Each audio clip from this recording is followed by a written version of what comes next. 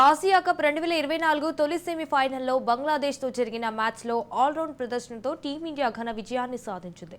బంగ్లాదేశ్తో జరిగిన సెమీఫైనల్లో 10 వికెట్ల తేడాతో ఘన విజయాన్ని అందుకుంది భారత్.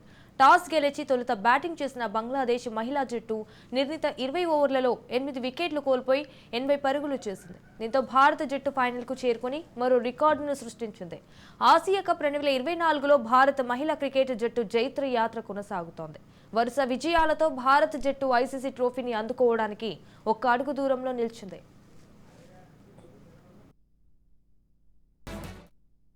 సెమీఫైనల్లో భారత జట్టు బంగ్లాదేశ్తో తలపడింది. ఈ మ్యాచ్లో భారత జట్టు బ్యాటింగ్, బౌలింగ్తో అద్భుత ప్రదర్శన చేసింది. తన ఆల్రౌండ్ షోతో బంగ్లాదేశ్ టీంను చిత్తుగా ఓడించింది. శ్రీలంకలోని రంగీరి డుంబాల ఇంటర్నేషనల్ స్టేడియంలో జరిగిన ఈ మ్యాచ్లో భారత బౌలర్లు అద్భుతమైన బౌలింగ్లో అదరగొట్టారు. ఆ తర్వాత బ్యాటర్లు ధనాధన్ ఇన్నింగ్స్ ఆడి భారత జట్టుకు విజయాన్ని అందించారు. బంగ్లాదేశ్పై విజయంతో భారత జట్టు ఆసియా కప్లో అత్యధిక సార్లు ఫైనల్కు చేరిన జట్టుగా రికార్డు సృష్టించింది. ఈ మ్యాచ్లో టాస్ గెలిచిన బంగ్లాదేశ్ మహిళా క్రికెట్ జట్టు బ్యాటింగ్ ఎంచుకుంది.